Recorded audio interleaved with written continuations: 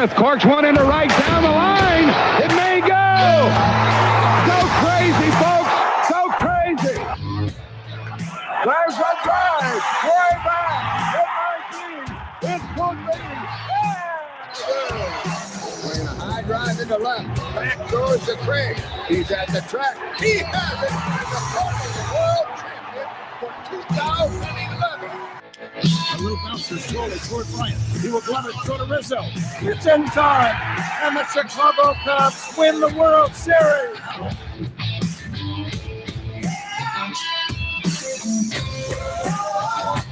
This is the Team of Rivals podcast. No insiders, no anonymous sources, just passionate analysis from the bleacher seats. Here are your hosts, Ron, Pete, and Elliott.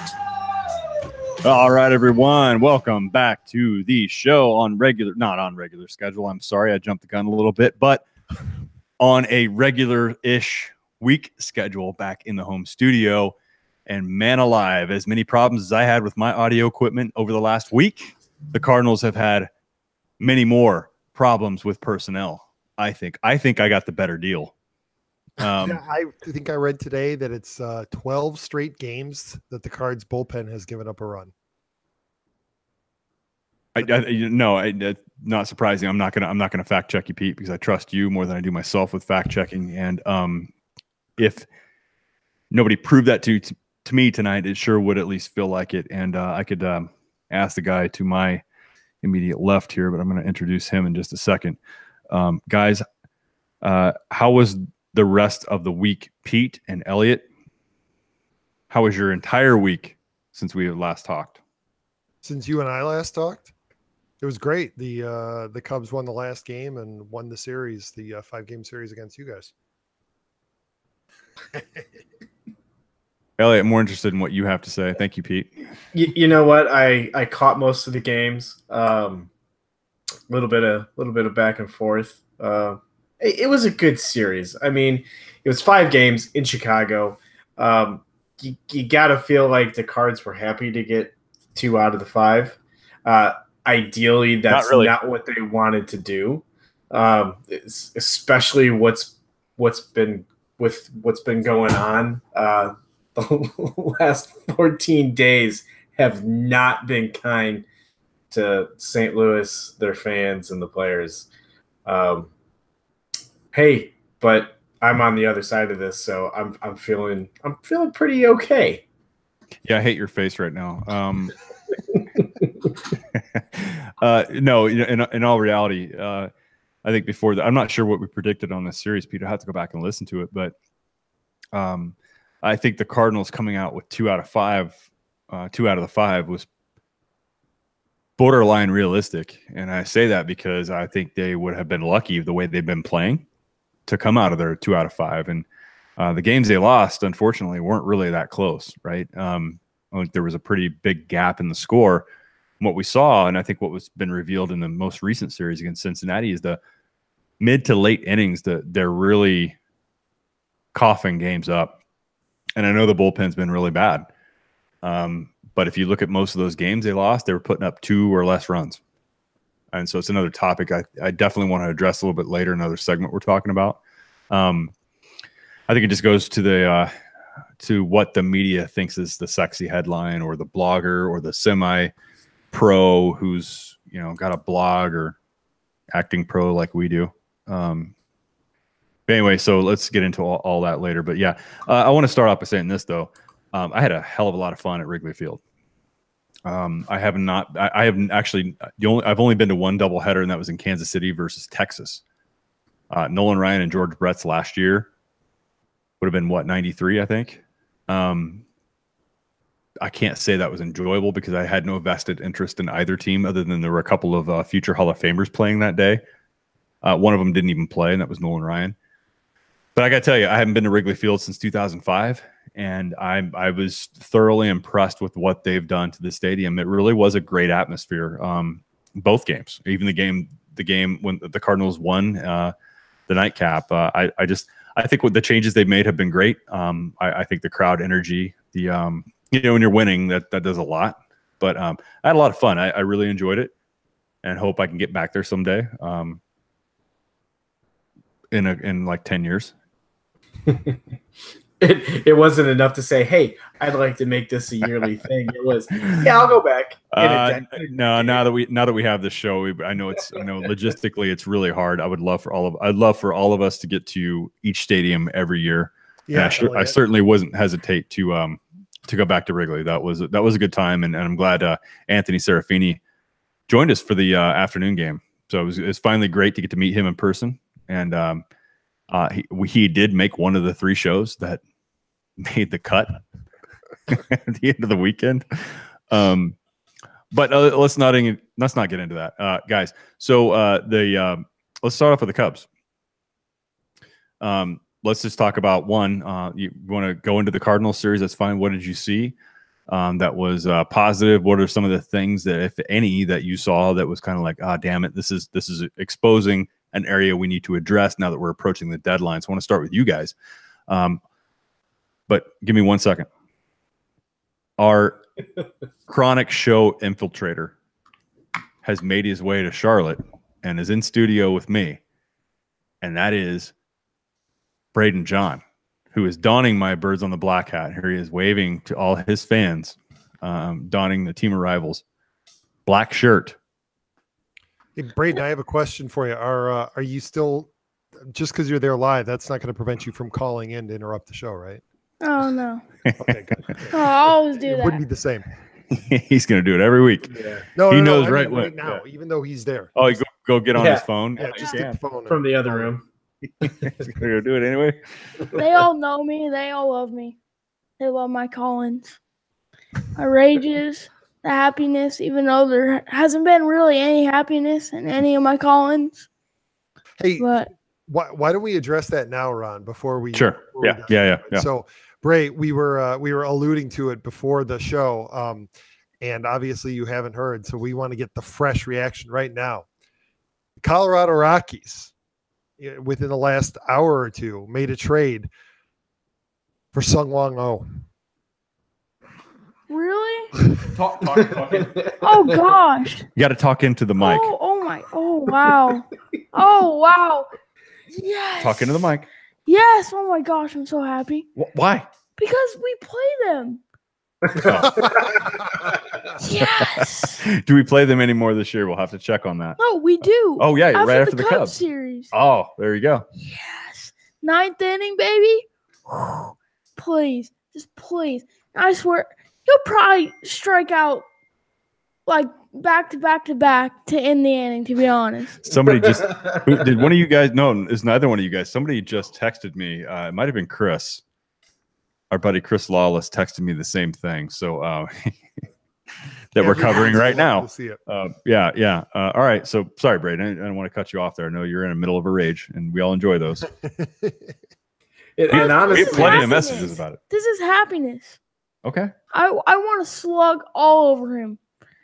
So all the pain I went through last year, all the Colorado You only get Rockies 3 fans, games to do it, so I don't know if it'll. Matt Carpenter, just please hit a home run against them. That's all I'm asking for. All right. So there's disturbing anger towards just one human demonstrated by my son. You only get 3 days, 3 chances. Please. If he closes out 2 of the 3 games, don't call in next week. All right. That was that news. That transaction couldn't have been timed better. I know. I immediately thought of Braden when I saw it showing up on Twitter that there was going to be a move, not even where he was going, just that he was going to be on the move soon. If it was the Cardinals, I would have been so mad. Oh, whew. Well, and you were almost happy because the Chicago Cubs had scouts in Toronto, not only looking at J.A. Happ, but they were also looking at O. Oh, can I get a ruling on J.A. Happ? Because I've heard it just said J. Happ. I've heard it both ways, Pete. Yeah, I'm with you. So man. what is it? Braden, what is it? Please. What is it? He's done MLB The Show. How is J.A. Happ's name pronounced on that? It's Okay. So we're gonna need you to go upstairs and fire up a game and come back down and tell us. Should we tell him the story of my MLB that what happened last night? Save it, because we got a whole segment for you on MLB the show. Well, his name is James Anthony Happ, so it's J. It's got to be Happ. J. Happ. Yeah, I know, but it's pronounced. But I swear to God, I hear it pronounced J Happ. And I agree with you, Pete. I've heard the same thing. I Yeah. think it's just laziness. Well, that wouldn't surprise me. Yeah. That's like people saying GIF. So you've heard. So basically, GIF. you've heard it from me on this podcast, maybe. All right, thank you. See, that's what I asked for. I asked for a ruling. I got it. All right, moving on. What was the ruling? The ruling. Laziness. Yeah. J. Laziness. Yeah. No, I think that is. I think that is right. All right, guys. Cubs. I don't Go care ahead, who Elliott. starts. Don't fight over it. You So weren't there last weekend. I was not. He probably, in And- fairness, he probably saw more of the game than we did, even though they were there. Well, I was working. I was helping out Pops, covering some shifts. Well, Wednesday all the way through Saturday. So I was at the I was slumming it as a shoe salesman. But Al Bundy almost said Ted Bundy. Sorry. yeah. Oh yeah. No, I'm not eating the No customers. Yeah. Reddit is a wonderful thing, so I was able to stream. There was a little bit of Cubs and Cardinals series is always so. I feel like it's so different because there's a little bit. The guys get up a little bit more for it, and so I felt like it was just another great Cubs Cardinals series. I mean, there was close games, there was some blowouts, especially with the Cardinals blowing out the Cubs. What was that, Friday's game? That was wonderful. I heard it on the radio. And then God, Matt Carpenter, man, that guy has just been tearing it up. That was insanity. I mean, he was just lighting the ball on fire. Now, I don't think he is anymore, but I don't know. I really can't give a good takeaway from the weekend game. The games. I mean, you saw some glimpses of, Hendricks. Yeah. I mean, Hendricks is kind of he's got to be worrying you guys a little bit. Yeah, I mean, you don't know. It's almost like you don't know which Hendricks you're going to get. I don't know. I mean, I thought Hendricks actually wasn't that bad yesterday. His stuff was moving at a lot of swings and misses. Yeah. He just wasn't getting a lot of calls. He looked better yesterday than he has in a while, I think. Yeah, his previous game before that was he was actually, if I'm thinking about it, he was on. He looked like vintage Hendricks from last year. He was hitting his spots, hitting Braden is so bored hearing you guys talk about the Cubs. Hold on. Did you see his face? Did he just yawn? Oh, it's because I looked at the schedule and I just. Oh, okay. I'm sorry. I misread that. I thought Elliott was here rambling on about the Cubs, and I saw Braden go. He was actually. You were okay. Yeah. I saw the schedule and I saw that it reminded me how blown out we got by the Reds. Okay. today. Okay. Let's save it. Yeah. Jesus, sorry guys, that was my bad. So the only thing that I kind of come away with is I'm a little worried about Chris Bryant, especially with his day-to-day status right now, coming back from the shoulder injury, playing probably through some pain, and then kind of the is he gonna get a cortisone shot sort of thing, where the DL is still an option that they could do with him. I don't know. That kind of worries me. Other than that, I mean, it's kind of if the pitching kind of starts doing their thing, we'll be okay. So, Pete, that was a lot. That was a lot. I tell you what, I think it all kind of. It was good, Elliott, but it was a lot. I'm just gonna. Thinking about it. I'm all over. I know. All I can do is just jump off of what Elliott said. He absolutely raises a lot of good points. And I think it's actually part of the reason why you're not going to see the Cubs be very active or not make any big splashy moves at this trade deadline. We all know that the Cubs minor league system has been fairly picked bare, and the players that they are high on, they're not going to want to let go. While they are certainly focused on the short term, they're not going to trade away guys like Miguel Amaya or Edbert Alzolay just in order to get a rental player. Whereas there are some teams that are willing to do that right now. They're willing to trade away some serious pieces because they have a little bit more depth and they are making a push. So I don't think that we're going to see the Cubs be very active, especially now, because for them to make any kind of a big splashy trade, it would have to come off of their 40-man roster, and they don't have the position player depth that we thought they had. The injury to Bryant, with Baez day-to-day with his knee injury, I don't think that you're going to see anybody like Ian Happ or Kyle Schwarber get traded, because the Cubs just don't have the depth to be able to sustain any kind of injury like that. Maybe David Bodie.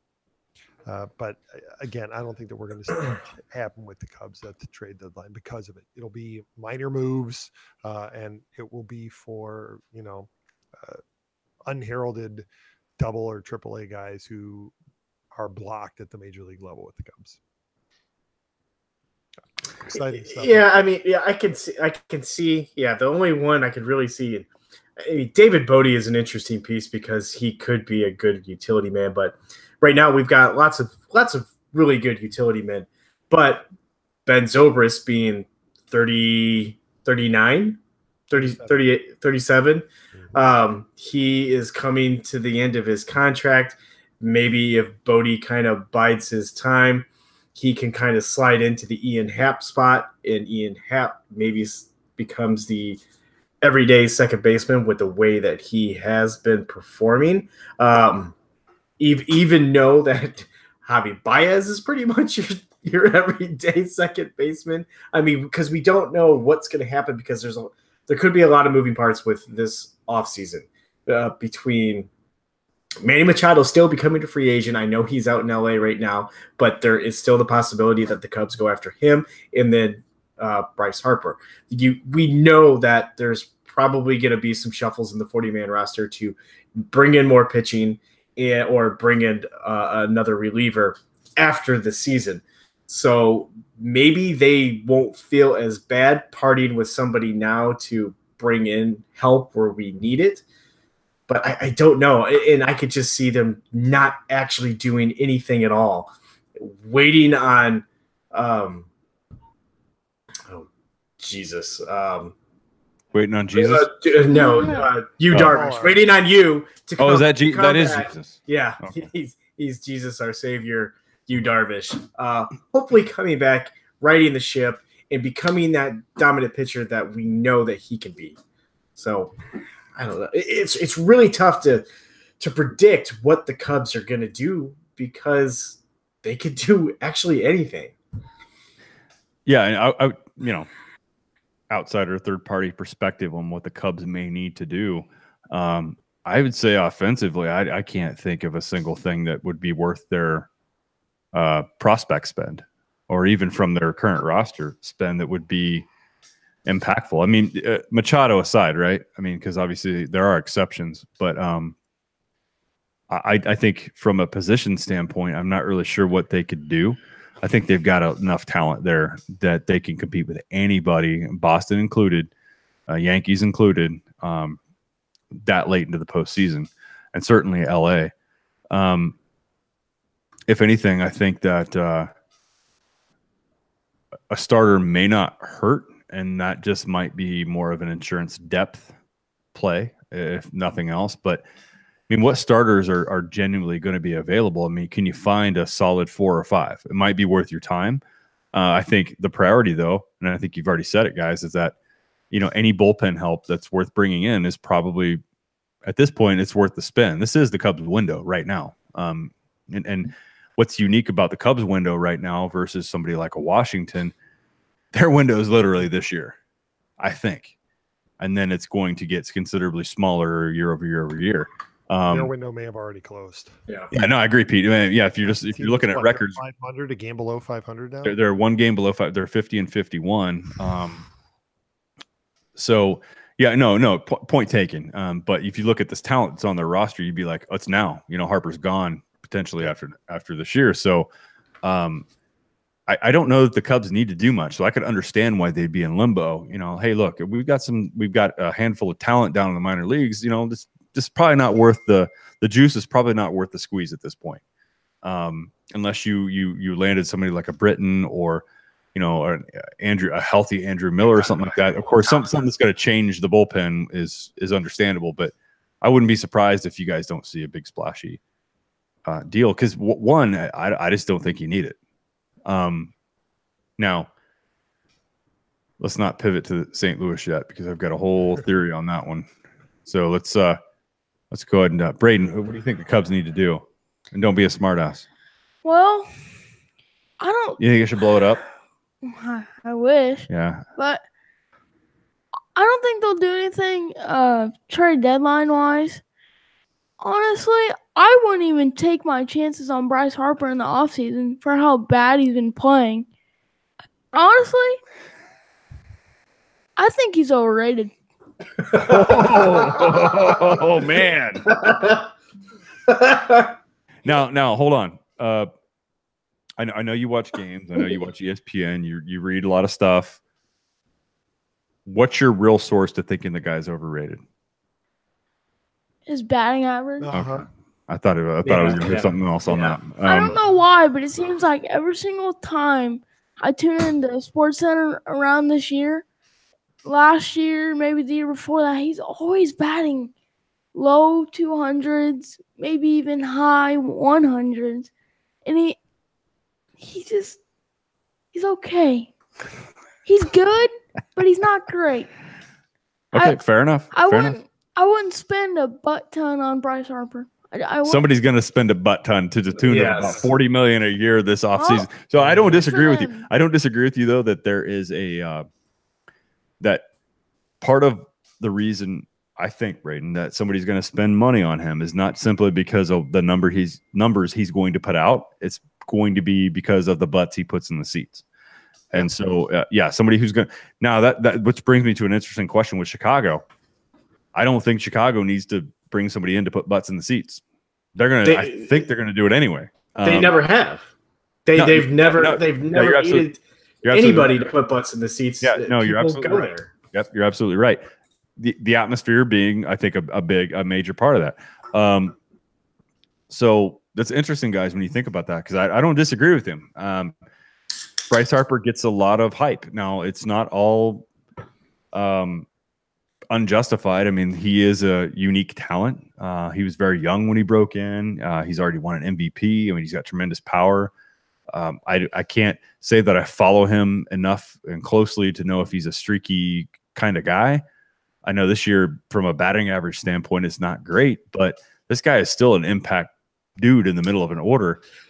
In a league, I think that it's becoming a little more scarce to get that pillar, that stable thing in the middle of an order that you know is going to be there. So I think he's going to get a premium regardless. He still has a 363 on base percentage, even though his batting average is 216. Yes, his batting average is awful, but he gets on base. He's scored 60 runs this year, 25 homers and 59 RBIs. I mean, yeah, but Matt Carpenter's got just as many. That's true. And Carpenter's average is. I love how the tone lowered. You see that, Pete? Like the level went. That shit. Yes, true. But yes. All right, go ahead. Sorry, I was waiting for that. Matt Carpenter is a different kind of player. He's a great solid player. With Harper, you bring his attitude and the guy's dreamy. Come on. He's like having. He's not. No. He's like having another Chris Bryant on your team. Chris Bryant, that dude right there. I'm telling you right now, dreamy. Those ocean blues. That innocent guy who's just talented beyond the stratosphere. That guy, man. Excuse me, I'm gonna go take a shower. Why? I feel a cold dirty. one. I feel dirty. Was that after the games I was at? I'm like, oh man, come on. We got to see Mr. McDreamy come in there, the third baseman of the Chicago Cubs. Gotta love. Who does not love that guy? You gotta love Chris Bryant. If he was wearing a Cardinals uniform, would he not be your favorite player like that? Wait, I wouldn't say shut up. He would be. Come on. I still gotta put Molina first because I love Molina, but I would. But I even told you in the car when we're at the game behind the Cubs dugout, I'll boo him on the on deck circle. But if he were to wear a Cardinals uniform, I'm not gonna. I'm saying, Chris, just look at me with those Blues once. Oh man, we'll lock that in. Well, that's what like everyone. You've been looked at by a demigod. Like all the teachers, like, ooh, he's so hot. I'm like, I didn't say that. No, He's a handsome gent. That's what everyone thinks, and I'm just like, man. I mean, if he was in a Cardinals uniform, I'd love him. But We'd love him. If he's a Cub, it's like, I guess first he's okay. jersey you'd ask me to buy you for Christmas. Yeah, that's probably true. That is true. It's like Fowler when I bought you that you don't want anymore. Yeah. Anyway, so going back, I'm going to take the Cardinals back to the series of the Cubs, and I thought, well, if they come out of their 2 out of 5 games, it's probably they can maybe be respectable. Unfortunately, I think the games that they dropped, I don't think any of those were close. They were, in fact, if I look back at it, well, I'm not going to go back and look at the scores I just did. They were all like 4+ runs that they went down by, and again, it was like those middle innings, except the Martinez start. The other 2 were like middle inning reliever late in the game. You know, just the Cubs were end up blowing the game wide open. Credit to their hitters, but also brings a lot of attention to that bullpen and the deficit that everybody's been screaming about all year long. And it goes into the game, to the Cincinnati series too. So I understand, guys, how the bullpen gets such wrath thrust upon it.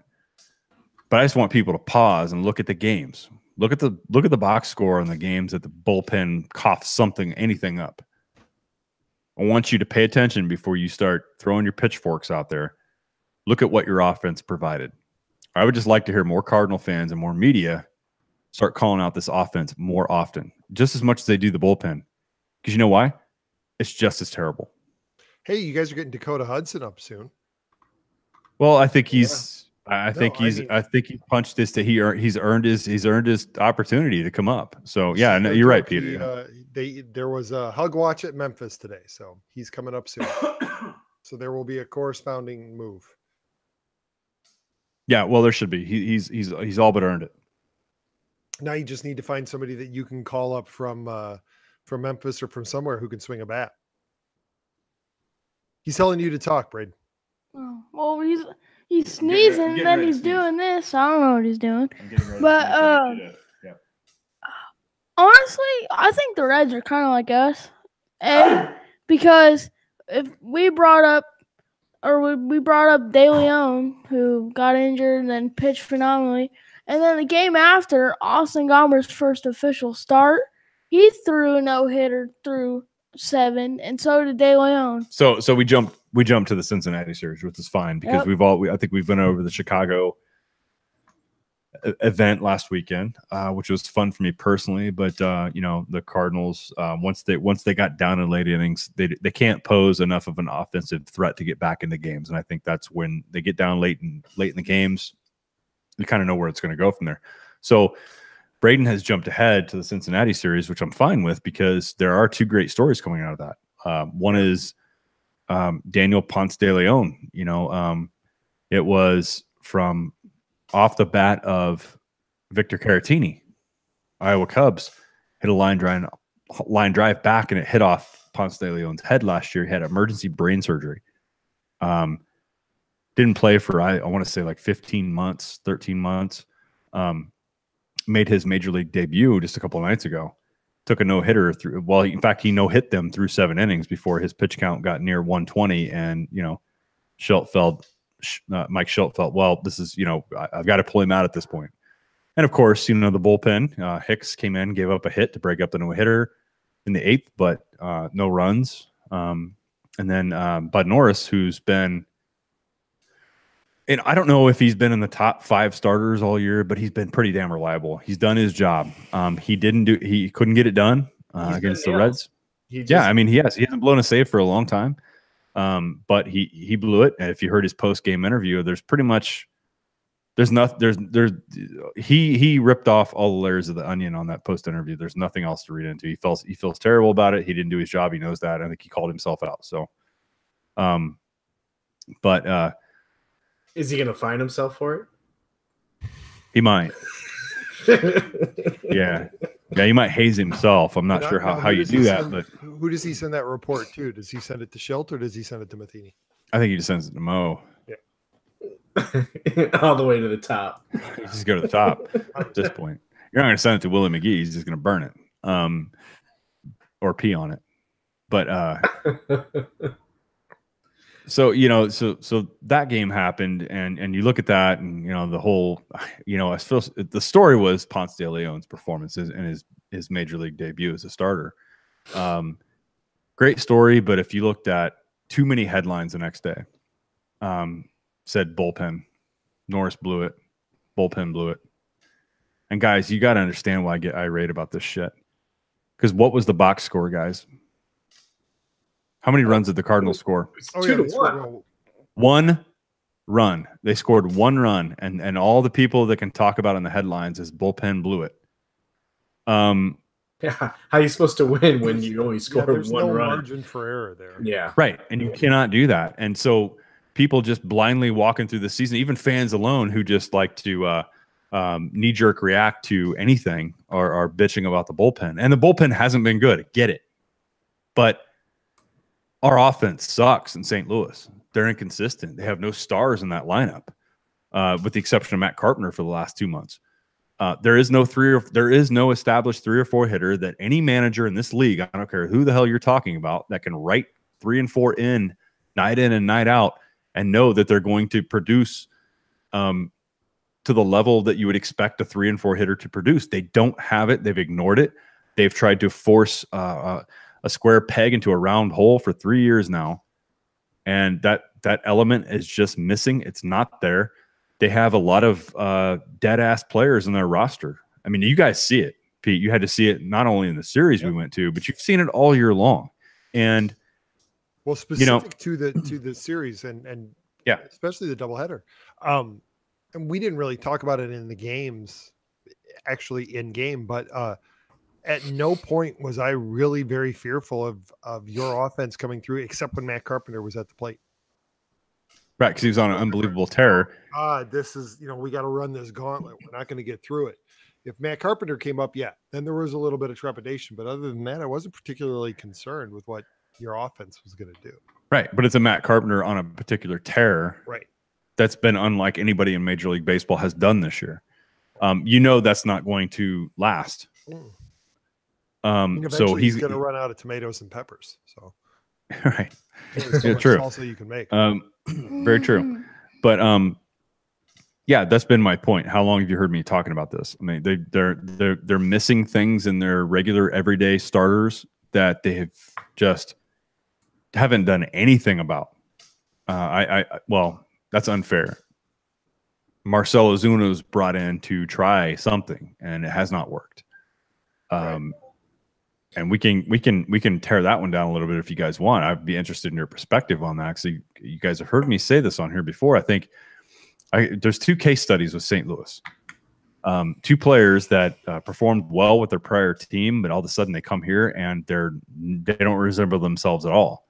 One being Dexter Fowler, the next being Marcell Ozuna, back-to-back years. Yeah, and we've talked about this. These are supporting cast players. These aren't build-around players. There's guys that stand out, and there's guys that help support that guy. And we've beat this dead horse that St. Louis is a bunch of they're a cast that doesn't have their main player. They don't have the main actor in this, movie that is the St. Louis Cardinals. There's no lead. There's nobody out there taking the lead. Everybody's kind of trying to be the support guy, and nobody is out there saying, "Hey, I'm the guy. Lean on me. I'll get us through this." Braden, I want to ask you something. Did you watch any of the shows that your dad and I did when we were in Chicago? I watched the one before both the games. Okay. But I didn't. Did you guys upload any of? Nah, they wouldn't work. Oh, I've got one stored on my laptop that I wiped out, so I probably don't have. But in the Cubs series, if they wanted some offense, they could have just traded for Randall Grichuk, and him and Carpenter could hit home runs. Well, let me ask you something, Bray. I mean, as we sit here tonight, The Cardinals are what? They're at 500, right? 51 and 51. Yeah, 51 and 51. I liked it when it was 51-50, like one of my favorite Van Halen albums. Absolutely. That is a good album. It doesn't look like they're going anywhere. Nope. As we talked about the other day, Ron, when we were at the game, this feels like one of those where you see the Cards trade, but also sell, but also buy, right? They'll maintain the status quo, but it won't be a status quo with the exact same roster. So the question, and Ron, you and I talked about this, but I'm going to ask you, Braden. Would you trade Matt Carpenter right now while he's hot? It depends what you get for him. If you get like a really good deal, I would. But if it's kind of like so-so, I wouldn't. So you would be open to moving him? I would. I think your dad was pretty much of the same opinion, weren't you, Ron? Yeah. You got an offer that blew you away, you got to take it. Right. And I maintain that now. I mean, how much if you have a team out there that offensively they're just missing a component of some sort, forget the defensive position Matt Carpenter's played this year, because he's actually had a pretty decent year defensively, no matter where he's played. What is his natural position? Oh boy, good Third question, base. Pete. I think it's third base. I think that's what he came up at, but also, he played a fair amount of outfield, I believe. But it's a good question. I mean, what was Ben Zobrist's natural position? I think he's second. Second. Was it second? Yeah, it wasn't. I can tell you right now, that wasn't Matt Carpenter's. Nor was first base, but he became a pretty decent second baseman when he was asked to do that. I agree with Braden, and you're right, Pete. You heard me say the same thing. I think that right now, if you look at a team who's missing a component offensively, somebody who can get on base, somebody who can handle the bat, have good at bats, wear pitchers out, he's got to have value to a team that's in the hunt, or a team that's already well established in the hunt, but just wants that little bit of extra to overcome an opponent that they're predicting, in October. I have to think that his value's as high as it's been in a long, long time. And I think the Cardinals really have to look at the makeup they have, all 25 guys. Well, hell, just say all 40 guys right now. Even if they were to make the playoffs this year, what's their plan of attack against somebody like the Dodgers, somebody like the Cubs? I don't think they can overcome those deficits, regardless of whether they make it or not. And right now, I think the fans, and I think even the front office, is recognizing that, just shooting to make the playoffs every year is not a good goal. They need to recalibrate themselves and say, you know what, that was a nice notion while we knew we were down a few years, but I think they need to have a plan in place to turn that around and say, you know what, our goal is to win this damn division, because that's what we were doing when things were going good. And just going for the second wild card or the first wild card, they ain't going to cut it. So I agree. I mean, I think right now, if it's a good deal, if it can help you in 2019 and beyond, it's something worth looking at. I had a funny conversation with my dad the other night about, he kind of asked me what are your kind of thoughts on where the Cardinals at right now? I was like, well, I'm like, it's hard to tell, because you don't really know where the front office mindset is, because we don't know if the Cardinals are going to become sellers or if they're going to become buyers yet, because at this point, you guys were still within 3.5 games of the Cubs. And he said, do you think that they'll get to a point to where the only thing that Cardinals fans will look forward during the year is just winning the Cubs regular series? The Cubs regular game series during the year. I was like, you mean like we were for all those years, about the only thing that we could kind of say, hey, at least we won the Cardinals series this year. So I don't think the Cardinals would ever get there. I don't think Mo would let the Cardinals get there, but well, you're going to hear it from a handful of fans regardless, right? I mean, if the things play out this year like they do, and the Cardinals happen to, for whatever reason, come out ahead on the head-to-head season series, you're going to hear people say that, right? Because they have nothing else to talk about. Right. That and their 11 world championships. Yeah, right. Well, and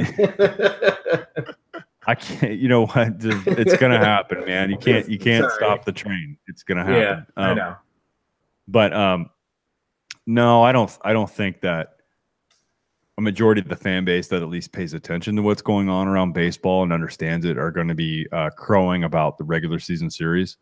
If you're not there in October, if you're not competing for something meaningful at the end of the year, I don't care what your regular season series was. I know. I'm speaking for me. Yeah, because then you start feeling like too. Bears fans who I just want to beat the Packers. That's all I want to do. Let's not do that. No, That's not gonna happen. By the way, he's a Packers fan. That's not gonna happen. How did that happen? Yeah, His grandpa. I'm disappointed in you, Ron. I know. I give him. You know what? You got to let one go. That's let the one one you let go. Did you think I was gonna let this one go? No, I wouldn't even let that one go. Yeah, I know you wouldn't. But my main goal for this season, I don't know if it's gonna happen, but I just want the Brewers to catch the Cubs. Not going to happen. I would think that hope. your main goal should be to not finish last in the division. Oh, That shouldn't. I don't want that to be a public or even in the locker room goal with the Cardinals. That, hey guys, we got to keep our heads high. As long as we don't finish last, we're good to go. Obviously. No. God, do you even think some of these guys are thinking about that right now? Because I don't. No, I don't think they are right now. But I would have to think that. I don't think the players are, Elliott. Let me clarify myself. I don't think the players are right now. Fans, maybe. Definitely. You know what? My opinion, if you finish 3rd through 5, I really don't give a shit what your order is. You're out of sorts. You're not there. I don't care. The only silver lining to finishing 4th or 5th is that I've said it last year, Pete, and it didn't happen because they finished 3rd.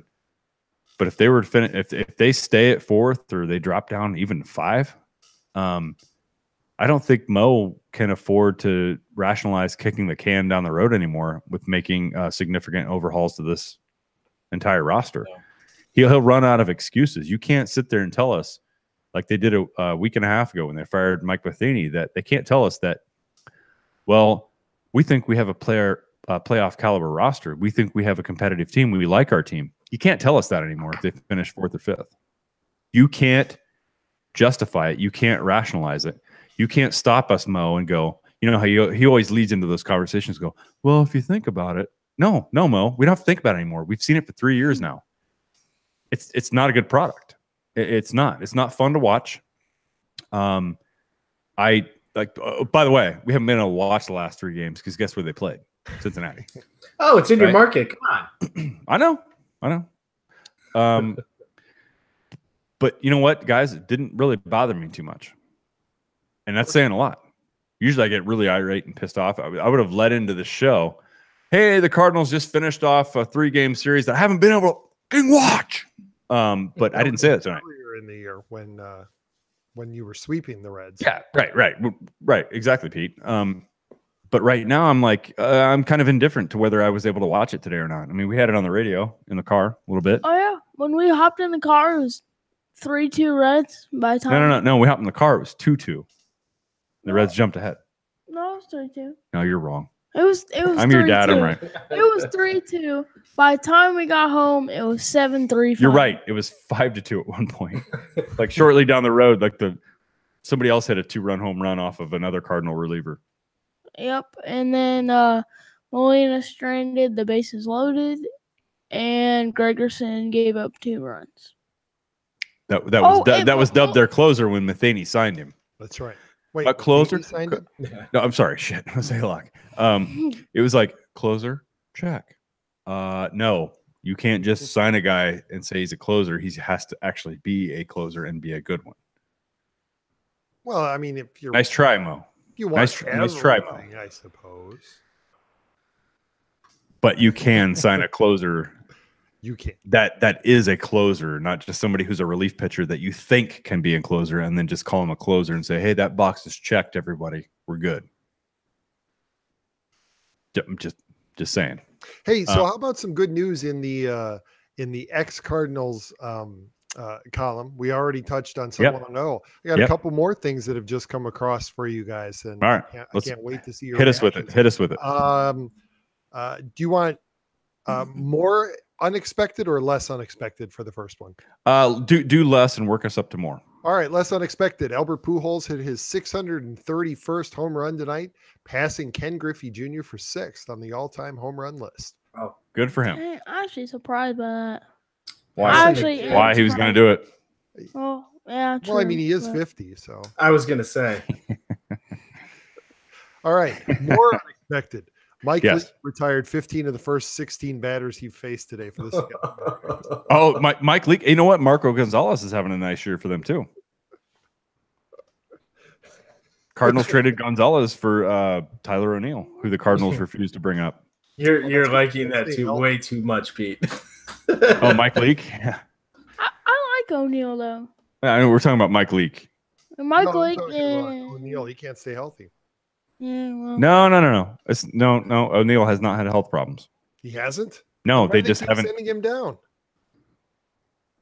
Hashtag that's Cardinal.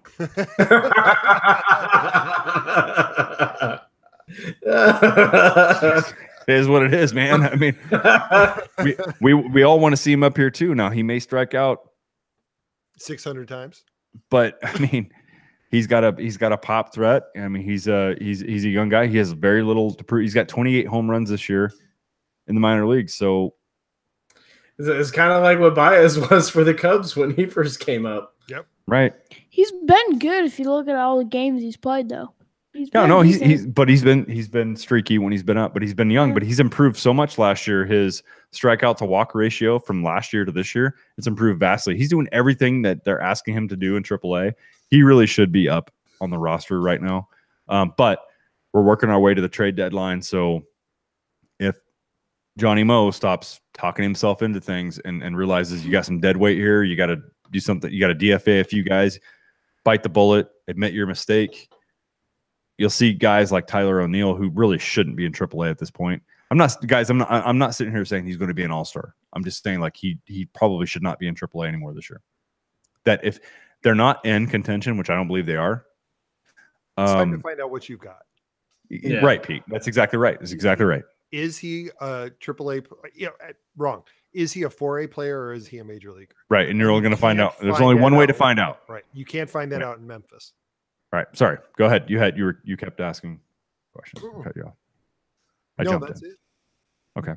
I got a question for you, Dad. Oh, okay. Does it involve math? No. Okay. Who do you think is the most likely player from the Cardinals and Cubs to get dealed at the deadline? Well, let's save the Cub part of that for those two. I think that I wouldn't be surprised if you see there's a couple people here. It's really hard to say, hey, there's one guy that's most likely for the Cardinals. I think there's a handful. I genuinely think right now, you look at Bud Norris, he's signed through this year only. He could definitely be somebody that anybody who needs help on the back end of the bullpen, I think he could appeal to a lot of people. I think Bud Norris is a prime candidate, and I like the guy. And I would like to see if there's a way that if they think they can fix it in a year or two, I'd like to see him stick around, but that's no guarantee. Like Bud Norris, Jose Martinez, even a guy like Harrison Bader, if they can get another major league piece that's ready. And I like Harrison Bader a lot, but I don't look at him, guys, I don't look at him and go, damn, that's my everyday center fielder for the next 7 or 8 years. I think Jose Martinez, Bud Norris are a couple candidates to possibly get shipped off. And I'd put Matt Carpenter in the top 5 as well. I definitely could see Jose Martinez get dealed because he hasn't been very good lately at all. But unless you guys are dangling Matt Carpenter, I think that he's your best trade chip that you have right now. Yeah, I agree, Pete. So how about on the Cubs side, guys? I mean, what do you think? I mean, it comes more down to what you need versus what other teams need. So what do you need, and who do you think is expendable? I think we've kind of answered this in that David Bodie and probably Ian Happ would probably be the two pieces that you would see traded out. I don't see really anybody else from the 40-man being dealt, and I don't see any of our pitching prospects being dealt at all. That's one of the biggest weaknesses that the Cubs have had is developing young pitching to be able to have them bring up. I think right now the two of the probably the biggest worrisome is Brandon Morrow right now in his injury. Again, going on to the DL for the second time this year. In some of the long relief, I mean, it's kind of been a revolving door for the Cubs with some of these arms. I mean, they've really relied heavily on their bullpen this year because of a lot of the short stints that the starting pitching has done this year, not getting into the 6th inning and not getting into the 7th inning. We've seen more longer stints right now, and you've seen Madden rely on some of the starting pitching more since the beginning of the second half, and I think he's going to do that more to try and help save the bullpen. But the need is in the bullpen, and Bodie and Happ are probably the pieces that you'll see dangled if they do make a move. Pete, let me punt that over to you. Do you think Happ is appealing to any other team in baseball that you get that middle relief help? I'm sure he is, and I don't think that the Cubs are going to trade him, though. I think that he's too valuable right now. He provides depth when they really don't have it, especially not knowing just exactly what the status is. Hey, we've got depth on the Cardinals. Yeah. Not knowing what's going on with Chris Bryant and Ian Happ has quietly put together actually a fairly solid year. He's not hitting 15 leadoff home runs. But 17. He's put together a solid year. I think that they would have to be blown away by an offer in order to let go of Ian Happ. That sounds hard to believe. Blown away by an offer to get rid of Ian Happ. I don't think Ian Happ is going to be an all-star. But actually, I think if anybody's going to get traded, I think it's going to be David Bodie or Victor Caratini. I think that those are probably the two most likely trade chips that the Cubs are making available. And then obviously just inconsequential names in the minors that, we don't even know who would be used just to fill it in order to make a team feel happy. But I think that those will be the two highlight names if anybody gets traded. Yeah. You made me think of a couple other Cardinals here that I know I gave a few names there that just came top of mind to me without thinking it through completely. But you have to, I think, honorable mention and who could be dealt from the Cardinals. You would have to think Marcell Ozuna could be. It's now I know they gave up a few promising minor league pieces for him, but as we've documented in the offseason, we know they didn't pay an arm and a leg for him. I would have to say that has to be some consideration. He's got a year of control left after this year. Has to be. I think that may be in a conversation or two that if it doesn't come up before the trade deadline, will certainly come up in the offseason. I think if they don't have a line of sight to fix this and understand that Ozuna, just like Fowler, I think both those guys have to have a certain lineup around them to get them to be able to perform and do what they're best or what they're most capable at doing. I don't think either of those guys have that same lineup around them when they were going really well, clearly. But so I think what kind of return are you going to get for Ozuna? I mean, I think he's really damaged his value in the trade this year. Yeah, but Pete, look at the situation I just highlighted. I know about their lineup in the Marlins. If you found a spot for him amongst an offensive unit that just needed that one more key component, right? And say you're not asking Ozuna to bat third or fourth. Maybe you got to have you got to have some protection somewhere in some way, shape, or form for a cleanup hitter. You'd have to think that, this could be a very good guy. Look at what he did in Miami when he had Stanton around him and Bohr and Real Muto and all those other guys. I mean, it shouldn't change his batted ball profile, and his batted ball profile this year has been terrible. He's only hit 10 home runs. He's hit a lot. But look at you. Yeah, but Pete. But then also his defense has that. been great, and he's clearly injured. His shoulder is clearly injured. I don't see what you're going to get back for that player with one. Well, you're right. You may not get enough to You might not get enough, and it might not be worth it. So I can see that point. Yeah, you're absolutely right. But I also look at just what's the common denominator around Marcell Ozuna. You mentioned injury, which could be a factor. The common denominator around Marcell Ozuna is the rest of his damn team.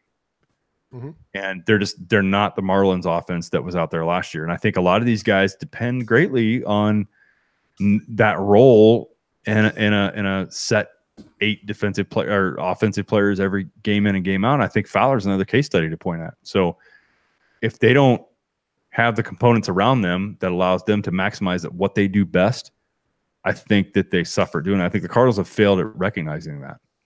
Actually, they failed at recognizing that, and they've also overvalued the guys they have on their current roster, and it's culminated now. Now you see it; it's all exposed. And he's highly unlikely to be traded because you're right, Pete. His value's down right now. Who's going to do that? And you really have to pull a Scott Boras there and try to spin a story like I just did. Well, your lineup's a lot like the Marlins. Look how well you did with the Marlins, but that's the only angle you have. Right. Yeah. So, injury, well, he's over that. I mean, there's a lot of things. So I don't disagree with you, but I also think that if they could find the right scenario to fit him in, I think they could get something, but it's probably not going to be worth doing anything this year. We'll see what happens. We'll see what happens out. I don't think so. Because if you look about it, I don't think they're going to get anything, to be honest. I wouldn't. Maybe let them play out a little bit more of the second half. Might have more value in the offseason. That's probably the smarter thing to do at this point. Yeah, maybe a 40% chance he gets traded. I don't think it's going to happen.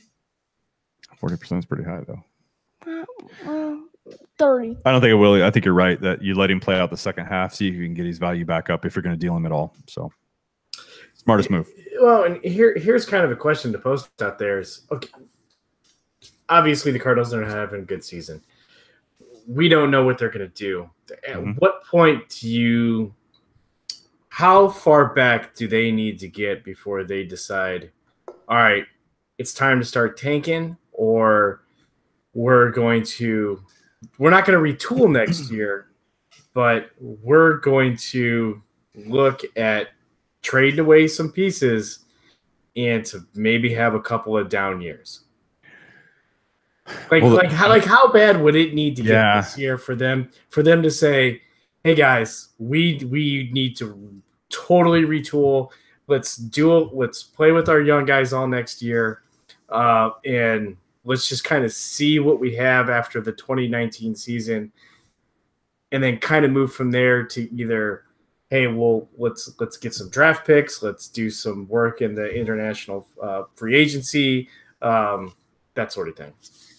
Yeah, Pete, I want you to answer the same thing, and we'll see where you and I are at. But I think, Elliott, what you're going to find if that were to occur, if they're going to have to do a rebuild, if they're going to have to tear it down and tank and all the other descriptors that you can throw into that, I think that's going to coincide with the front office change. Absolutely, because I don't think John Mozeliak and crew are the best fit right now to rebuild a Cardinals organization. I would think that Mozeliak would need a fresh start just like the Cardinals would, and I think you would see a departure there. For that to happen, I think they have to fail a 4th year in a row. So I think that would happen most likely if he's let go. That means that they didn't get anything done in this offseason, or it was very little, or it was all completely wrong moves, and they miss and hover or finish sub 500 in year 4 of the non-playoff existence. You will definitely see a change there. I don't see how it doesn't happen. I think that will be a significant thing. If the front office turns over, you probably will see a complete tear down and rebuild. And I don't know. Best fans in baseball tag inside, which is a lot of media spin on that whole bullshit thing. But I don't know how patient that the fan base is going to be with a rebuild after they've kicked the can down the road for, let's say, play out this scenario for 4 years. It's going to be ugly. It's going to be really, really ugly. And a lot of other teams and fan bases around the league are going to enjoy it endlessly. Well, you got to think about the White Sox, because the White Sox are a team that they've screwed this rebuild up. They continuously kick the can down the road, and then they've committed to the tanking, trade away big pieces, get young talent. They're trying to do what the Cubs have done. Guys, I don't know how so shocked you are about the White Sox. I thought they'd be so much farther ahead than they are. I did too, and they have a lot of really good young pieces that, and again, prospects, but man, I mean, they did between Moncada and a lot of these young guys. Who's the pitcher? Giolito? Yeah, Giolito, but there's the other one, the fireballer, Kopech. That has been he's been good. So I did. Now I don't know if my expectations and some of the writers' expectations were high because of it was kind of reminiscent of what the Cubs were at in 2015, where you figured they'd be a year ahead because of, everybody was really high on these prospects. But God, I feel like they need to give the White Sox maybe one more year and then and I know it's tough to do. Yeah, Pete, but back to the Cardinals question, though. I want to hear Pete's take on this as well. I mean, Elliott, I think you gave a pretty good you laid a pretty good scenario out there. I want to hear what Pete thinks about, what if the Cardinals arrived at that place, what do you think would transpire? When do you think that happens? I would be stunned, honestly, if Mozeliak is there at the end of the season. If I'm this season, if I'm Bill DeWitt, we're done. For the sake of continuity and to finish this season with as little turmoil as possible, you're staying in place. But on the maybe it's the day that they're eliminated. But why? One question for you, just right now, since you're on that very thing. Why not just do it now? Why not put a new GM in place somewhere in midseason so they have time to evaluate and then get into the postseason? Why not do it now? You know what? Maybe they are, and who knows? Maybe they're taking a page out of the Cubs book. Remember, Jim Hendry was fired before the draft, and but he stayed on because he had been in contact with players, and so the Ricketts kept him in place until after the draft was done, until after they had signed those players because they didn't want to lose it. Who knows? Maybe DeWitt decided that, we're too close to the trade deadline. It would be too crazy it would be. We would throw ourselves into complete and utter chaos and turmoil right now. But who knows? Maybe on August 1st, there's an announcement made that, Mozeliak's done.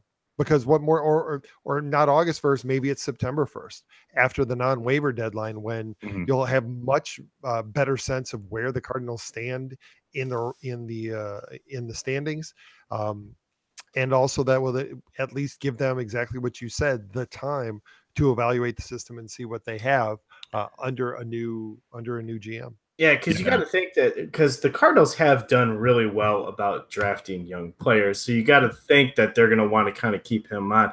I mean, hey, look at the last draft class that Jim Hendry did.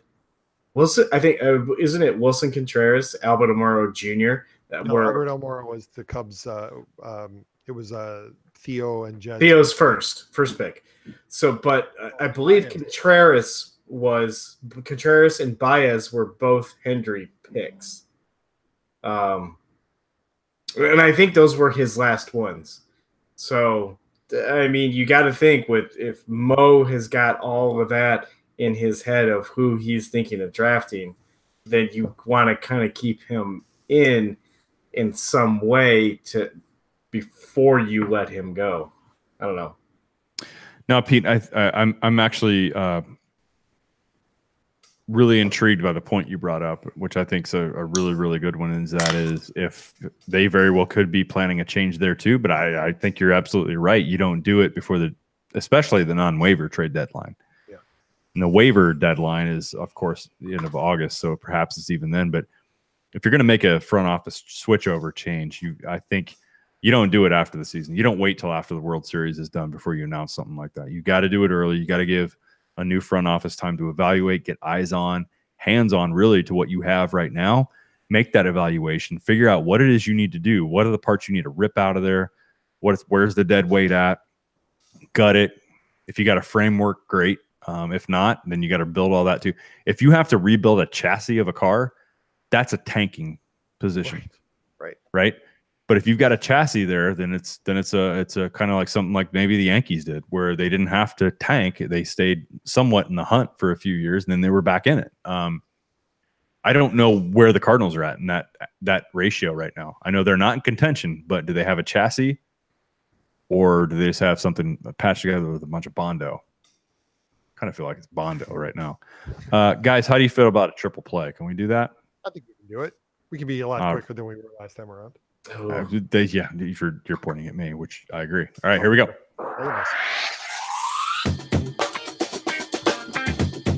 Is this a triple play? You bet it is. The Cardinals with a triple play. The Scalzo gets the line drive, flips to second, and on to first.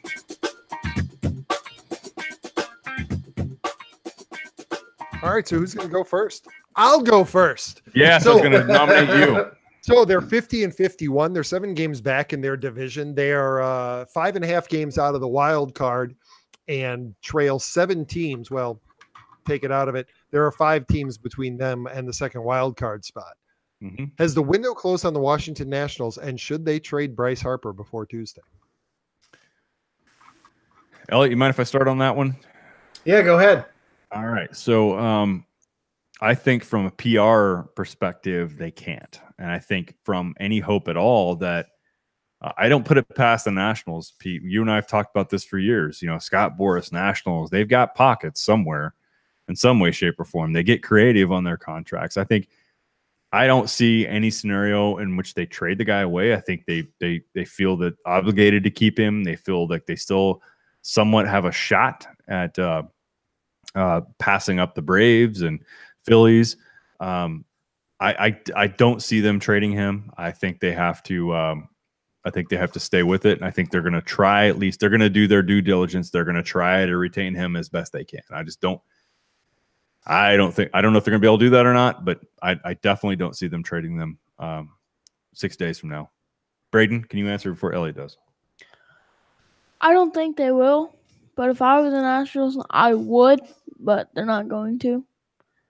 I don't think they'll catch the Braves. The Braves have been actually really good. I didn't think they'd be that good. I don't think any of us thought. I didn't think they'd be at least ahead of the Nationals. But they look good. They look like a good young team. Like if you were to tell me in late March that the Washington Nationals would have a worse record than the Cardinals before the trade deadline, and the Braves would be ahead of the Nationals, yeah, okay. I would have looked at you like you were the craziest person alive. I would, because I don't think Harper's going to resign. I really don't. All right, fair enough. Elliott. No, they don't trade him. I mean, the guy just won the home run derby by cheating during the All-Star game. And, I mean, the city loves him. It'd be bad press for them. The fans, I think it would ruin them for the remainder of the season. Like we said, he puts butts in the seats, and I don't think the Nationals are going to trade away their biggest ticket seller there. So, all right, question asker. The correct answer is trade him. You're going to get more out of trading Bryce Harper right now before the deadline than you're going to get if you extend him an offer and he leaves. Then you only get a draft pick. If you trade him now, you are going to get legit prospects that may be able to have an immediate impact, and you still can sign him in the offseason. So absolutely, they should. Question is, will they? I don't think so. No, I think that logic is absolutely sound, Pete. I just think they'll have a PR nightmare on their hands, and that reason alone, I just can't see him doing it. But that logic is absolutely sound. You're right. If he signs somewhere else, you don't get much for him. You always have the chance to sign him because he's definitely going to hit the open market. Absolutely. So you'd have to think that that's happened before in baseball, where hey, we're going to deal you, but we're going to go after you in the offseason. Understand that. Yeah, right. Yeah, good example. All right, Elliott, do you have your? Yeah. So the Pittsburgh Pirates just won 11 games in a row. 11 games in a row. Yeah. Are they legit contenders, or are this a team that just gets streaky sometimes? You might want to ask him first. Braden. I mean, it is tough. It is the third longest winning streak in baseball this year by the Pittsburgh Pirates, not the Yankees. Come on. I don't want to hear about the Yankees. I hate the Yankees. I don't even want to hear the word Yankee. Oh, I hope Chris Notaro is listening to this episode. It is the dark side. So he Okay. loaned you his 11 PS4 and let you play MLB for your very first time. Remember that? Oh yes, I So you remember better that. take your shit back about So, the Yankees right now. 11-game win. He's gonna leave me a voicemail, and I'm gonna have to Okay. listen to it this week. Yeah, good for you. They're not making the playoffs. No way. Okay. Nope. Congratulations, you won 11 games in a row. Hallelujah. Throw a party in Pittsburgh. Okay. It's not going to happen. Nope. I've read like 3 articles about that. Not going to happen. Okay. So your answer is no, I think. No, it's yes. No, not a playoff contender, right? No. Okay. All right. Got it. I have to agree with him. I think they've went on a really good run here, but given the competition that they have to leapfrog in the National League for the wild card, I think there are too many talented teams. If you go from division, Atlanta and Philadelphia, they very well could land division winner first wild card. I think the Brewers have still a pretty good shot at securing a wild card, but you got to look out west. I mean, Diamondbacks and Dodgers. I think I favor the Dodgers in that division at this point. I don't know how you don't. And I think Arizona is right there. So I think there are too many. It's too big of a hill to climb for Pittsburgh.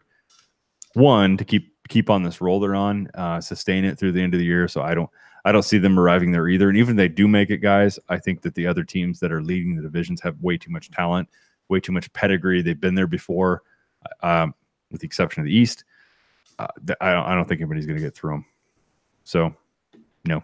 Yeah, this was, I think, a fluke of the schedule. If you look at who they beat, yes, they swept Milwaukee in 5 games, but this is a young Milwaukee team that has demonstrated over the last 2 years that they don't know how to win.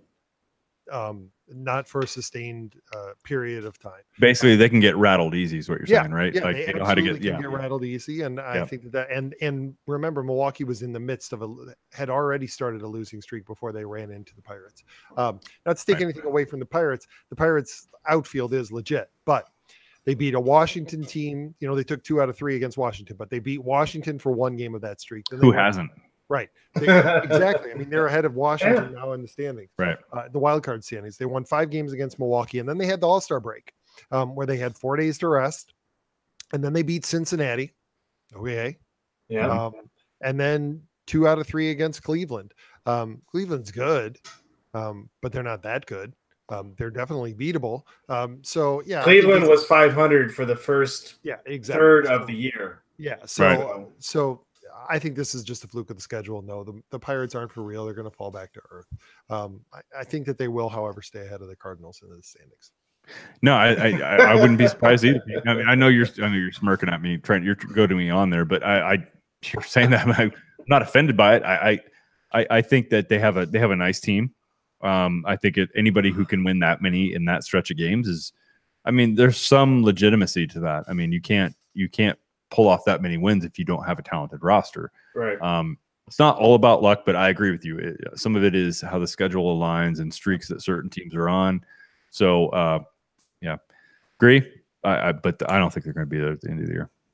Yep. And Pete, you hit it on the head. The correct answer is fluke of the schedule. I mean, besides taking the 5 from Milwaukee was impressive, even though they have been in the midst of, as Cato Kalin puts it, poo baseball. What? Stop. Wait. Cato Kalin. Yes. Huge baseball. Huge Brewers fan. Well, of course. Huge Brewers. And he's unbelievably invested in that team. His Twitter is amazing. His Twitter tirades are next level. Do we not follow him? I do. No, I can't. Guys, here's my ask of our Twitter account. Now, I'm going to say I have a 10% voice on our Twitter account. You guys can override me all day long. Either one of you can override me and just say, "Shut the hell up, Ron." Following Cato Kalin right now. All right, here. I was going to ask, can we stop following people until we have more followers than who we follow? So I can read you a little bit. Just from an ego perspective, mine. Courtesy as you follow back. All right. So we're not getting courtesy reciprocated. This is from today. Let me read you a little bit of Cato Kalin from today during the Brewers game. All right, it's got to be hot takes. Let's go. Hot takes. Goodbye, Twitter. We lost to a pitcher with a 6.22 ERA. Brewers, how? Because we have Counsell as the worst manager in just a puke team. All right, it's over. Deadline. Just to make sure I'm not an idiot, this is the OJ trial guy, guys, right? Yes. And we're following him now on Twitter, Pete. Courtesy now of we you. are. Oh, that's fantastic. Well, I thought that's what your request was going to be. Brady, you know what we're talking about in the OJ Simpson trial? No. It's one of the key. Okay, so he has no idea. I think we probably should just leave it that. I can explain it to him when I read him a story tonight when he goes to bed. Yeah. About the tragedy of OJ. Story about Cato Kalin. Yeah, the tragedy of OJ.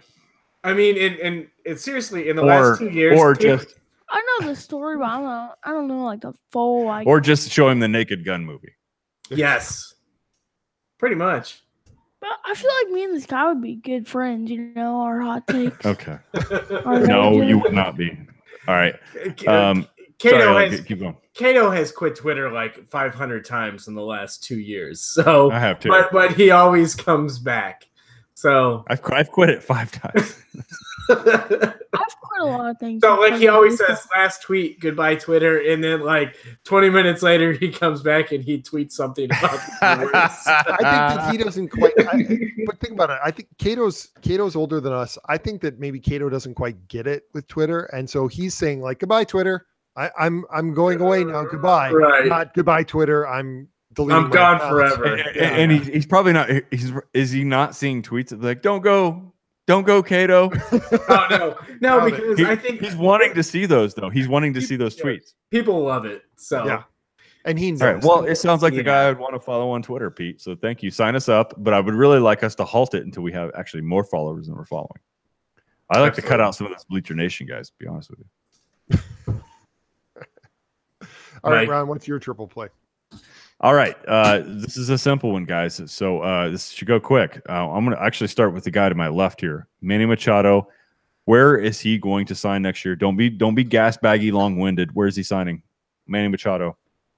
Yankees. Ooh. It's going to happen. I don't want it to, but I think it's going to. I said not to be a gas bag. Stop. Pete. I honestly have no idea. It's a hard one, isn't it? It is. I mean, it really is. Everybody should be in on him. Seattle. Whoa. Jesus. Elliott. That's an MLB thing, all right?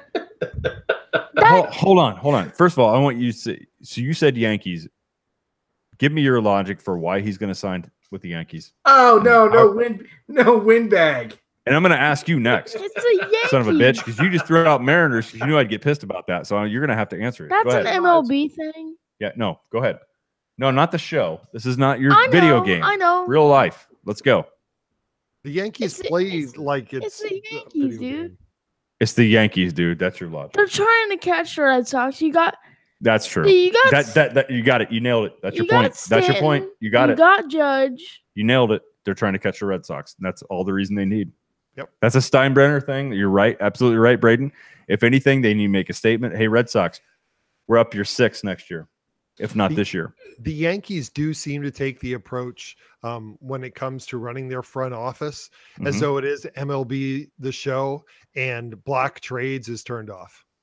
You see a big ass grin that just crawled across his face, and you said it's like the show. Now he's like, I know what I'm talking about. So let me ask this question first. What kind of repercussions in the luxury tax will the Yankees see by signing? Ooh, you know what? Well, George wouldn't have cared, but we don't know. They're under the threshold this year.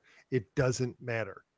In signing him this coming off season, it's not going to matter because if they sign Manny Machado, they're going to be taking the approach of it doesn't matter what it's going to be because we're not going to be making those big splashy moves in the next couple of years anyway. So it doesn't matter what the draft is. We're going for a World Series title. Yep. Yeah, I think Pete's right. Elliott, question to you. Machado, where do you think he ends up and why? For real. God, I think. I'm glad you said for real to preface that. So if the Dodgers make it to the World Series, this year, win the pennant, I think Machado re-signs with the Dodgers.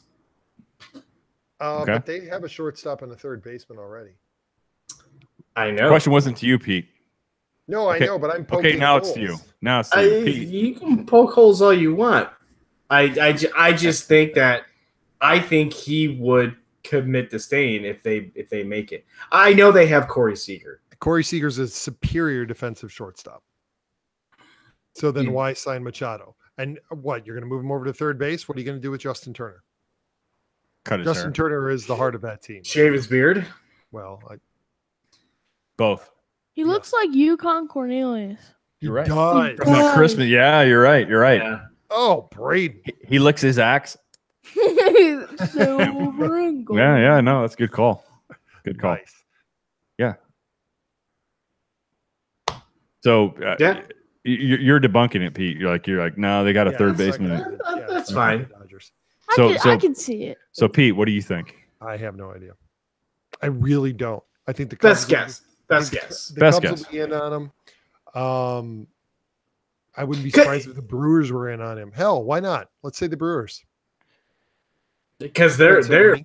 really bad shortstops. Like Yeah. that has been kind of their Achilles heel. Yeah. Is shortstop for Why the not say last Brewers few just to years. piss me Yeah. off? Yeah. I would hate it. I would really. He's freaking definitely hate it, not but- going to St. Louis. All right. So No. no, he's not. He's No, not. He's not. if I was him, I wouldn't even want to go to St. Louis. Wow. I would say this. I think the Phillies were in on that whole deal until near the end. It might have really come down to the Brewers and Dodgers, but I know the Phillies were active. Yeah. I wouldn't be surprised. I mean, the Phillies have money to spend. I mean, I think that'd be a solid move for them. Yep. I think I would put my coin on the Phillies. I can see that, but I would put the Dodgers over the Phillies. I think Dodgers are strong. I think we've listed all the strong candidates. I think it's gonna be Yankees, Dodgers, or Phillies. They're gonna ultimately end up with him, and most likely though it'll be some obscure team like San Diego. Hey, supposedly That's they're in love. the market for Chris Archer. You know what? They should move that goddamn team to Monterrey, Mexico. I'm sick of them. Which one? I'm just sick. or San Diego. Tampa? Just the Padres. Just rename them. Get them the hell out of there. Get out of here. I mean, you know what? If you haven't done shit since you've been in the league, you haven't done shit. You got lucky and drafted a player like Tony Gwynn, who was one of my favorite hitters ever. You have been was just a amazing. shitbag franchise for like 40 years. Get out of here. Stop making free agency and big pushes like you did a few years ago when you brought in all these guys. Now you signed Eric Hosmer. You're mediocrity. I hate the Padres. Get out of here. Yeah, Ron, if they move him to Monterrey, Mexico, do they have to change the name to the Fathers? You know what? It's fine. I would. You know what? If we truly want to be international, we have teams in Canada. Move the fucking Padres down to Mexico. You know what, Ron? Fathers. And you might not feel this way if the No, I chips do. I hadn't hate have the Padres. fallen the way that they did when Theo went to Chicago and got Jed Hoyer to leave San Diego. San Diego might be a totally different team if Jed Hoyer. You know what? It's a is- beautiful. I don't mean to disparage San Diego geographically. It's lovely. I lived down there for a long period of time when I was in the military. I mean, I was down in that area. I love San Diego area, but you know, and I don't mean to knock on, hey, move them down to Mexico. No, because I think if we want to get some buzz going in the league, we have teams not only in Canada, we have one in Mexico. Monterrey, Mexico has hosted Major League Baseball games before. Give them one. And if you're going to give them one, give them the shitbag Padres. No. Move them to Tijuana. Tijuana Fathers? might Tijuana be on Donkey Shows? Might be on Tijuana some- donkey shows. Hey, you know what? Oh, God. You can explain that nope. one, Braden, too. Nope, not doing it. We're Explain. killing that conversation right now. No. If you even know about it, I don't want to know about it. Two teams in St. Louis. There. You tried that already. They a already magic moved them to button, LA. buddy. Two teams in St. Louis. Oh, come on. You want to bring the Browns back? Yeah, I don't think they couldn't support the Rams. They're not, two baseball teams. All right. Well, I think we've almost done an hour and a half here, which is fantastic, guys. I love being back in the home studio again because I have control over things that I did not have control of on the road. My rage is gone. I feel fulfilled now. We've been able to do a whole show. You have a connection to the internet? Yeah, connection to the internet, and people can actually hear me, I think, unless we'll be getting messages like we were over the weekend. You notice my post tonight was, hey, we actually have a show tonight with sound. Yeah. Yeah. So Pete. Yes, sir. Where do we go from here? Where do we go from here? I don't know. Are you guys available on Tuesday night? I was thinking you'd walk us out here with your. I will, but I'm just looking ahead. Tuesday night. You guys should be. Most weeknights I can probably make those work. we should do it Tuesday. Oh, that's a trade deadline. It's trade deadline night. I like it. We're on. I'm doing it. I'm not even going to ask him if he wants to call in because he's going to. Yeah, absolutely. You know what you should do? Hey, and it's my birthday on the 31st. Yeah, it's 24. Wait, your birthday is trade deadline day? It is. Wow, that's amazing. Yeah. It is, and it always happened to be that was the deadline for baseball in my hometown. So if I would have been born on August 1st, I would have played baseball with all of the guys. You would have been all of the guys that I went to high school baby. with. I was a waiver baby. Waiver Elliott. I like it. All right, Pete. I think it's been a while. We need to remind everybody where we're at, where they can find us. It has promote us when we're not live. You can find us if we have a connection to the internet at teamrivalspodcast.com. We're on Facebook at Team of Rivals Podcast, and we're also on Twitter at Team of Rivals Pod. Finally, we're on Instagram at Team of Rivals Podcast, and all three of those have some recent uploads from the doubleheader last weekend, including a few classic Ron videos that you won't want to miss. You can contact us at the show at teamofrivalspodcast.com, and you can contact Elliott on Twitter at TOR_Elliott. Catch us anywhere you listen to podcasts: iTunes, Radio Public, SoundCloud, Stitcher, Spotify, TuneIn, and Google Play. And we also have a team store at the website that will not be named. Ron, Elliott, B. It's been a pleasure, man. What, Zazzle? Is that still there? No, he said B, you. Yeah. Zazzle, the team store. Oh, thank you. Yeah, go buy your heart shaped mugs. Are those still on there? Oh, yeah, they are. We haven't taken those off. We got one more segment, though. The MLB show. Show. Crap. I'm sorry. Yeah. Real quick. Now, tragedy happened last night. What's that? There's a certain way you should shut off your PlayStation 4 before you travel. You can't just put it on sleep mode because if it goes to sleep, it loses all of its. It's still running. It's got everything. He arrived here, and it was a 2-hour process with Cassian Andor on the call line, talking us through how to fix it. And so it finally was fixed. The disappointment in his face, he had lost all his progress, all of his seasons. Everything was wiped out. He said to start fresh with the MLB The Show. 18. I'm going to let him take it from here. Don't talk about the disappointment. Just talk about what's happened there, the teams you've created, your success. What have you seen that's different from the league? Quickly. RIP, right fielder, 99 overall, sweet baby Rays. He's now gone. But last night I did. Sweet baby. That's a barbecue sauce. Yes, and that's exactly why I named that. But I made a new guy named Big Daddy Candyman. Number 99. He's got a gray beard.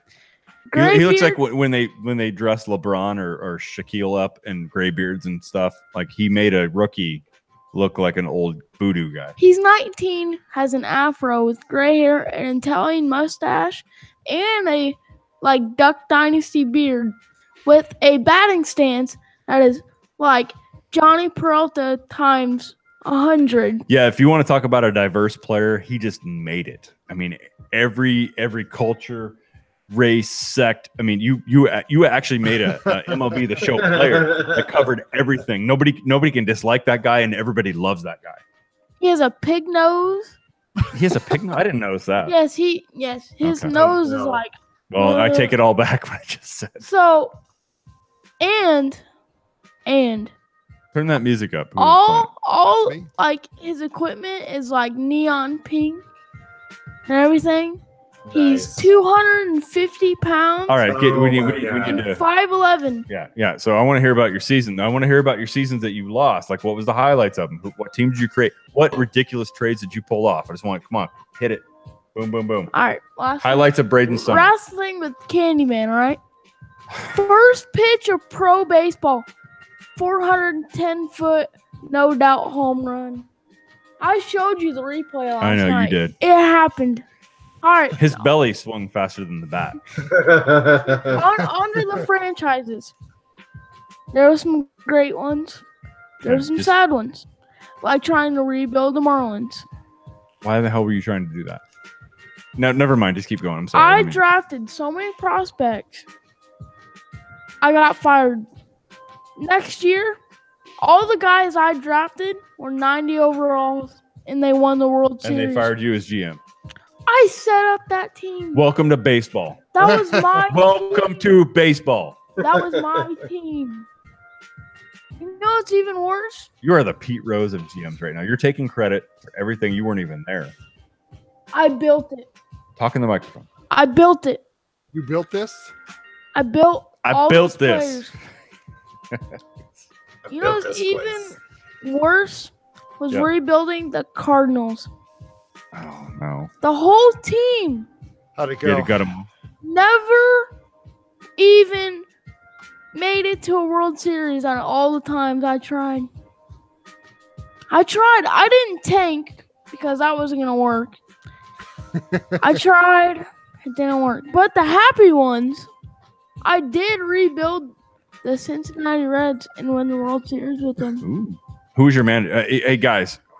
Yes, sir. Next show, Dusty Baker's name's been thrown in the hat Yes, amongst it has. media talking, which I can't believe at all. We got to save that for next week, Peaks. I think I know where you're going on that. You would love to see it, I think. I I also would. had a Seattle Mariners one. He'd rank all your young Before you do, pitchers. because I just have a Oh, really boy. I have a really quick line that I've been Shouldn't sitting on have said the because name Cincinnati was Reds. thrown around- because the Yep. name was thrown around. Yep. If he did land in St. Louis, would he finally have his horses? No, That he was wouldn't. brilliant. No, he wouldn't. You would. Budweiser, the horses, the Clydesdales. Come on, that was a killer. I can't believe it. You threw me a softball and I missed it. Oh, Yep, I missed it. All right, so that's the MLB The Show No, report. one more. Oh, damn it. one- There's always one more. Always with me. All Come right. on, Dad. You know this. All right, I never stop. I'm We'll keep like a going. runaway train. let's get it going. All right, Seattle Mariners. I look in the offseason, and it says Seattle Mariners signed Manny Machado, and I simmed. Oh, sorry. I Finger hit that. said- Didn't mean to. I simmed 2 days. They signed Bryce Harper. Okay. Bryce Harper. see? And guess what? The What? next season, they don't even win 80 games. Okay. So it sounds like the Washington Nationals. Yes, it does. And Yes, the it does. Marlins, kind of, because they had a good team with Stanton and Yelich and Ozuna and Gordon and all them. They had a good lineup, but they never did anything with it. Nope, they did not. Nope. All right, gentlemen, we'll do this again next week, a week from tomorrow night. So thank you guys for jumping on one day earlier. But we have a trip to go on this weekend, and I appreciate you guys doing this tonight. B, any parting words for the show? We will be Saturday night in Busch, and the Cardinals will probably win Friday and Sunday, but probably get blown out 10 runs the game we go to. He's probably right. All right, guys. Look forward to doing this again next week. Absolutely. All right. See y'all again. Bye, everyone.